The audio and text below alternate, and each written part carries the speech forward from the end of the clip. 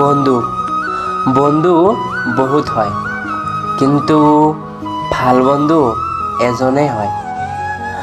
বন্ধু মানে বহুত কথা শ্বেয়াৰ কৰা, ভাল পোৱা আজি আছে কালি নাই, কিন্তু বন্ধুত্ব গোটেই জীৱনটোৰ কাৰণে। প্ৰতিজন মানুহৰে জীৱনত এনেকুৱা এজন বেষ্ট ফ্ৰেণ্ড থাকে যাক তেওঁ কেতিয়াও হেৰাব নিবিচাৰে।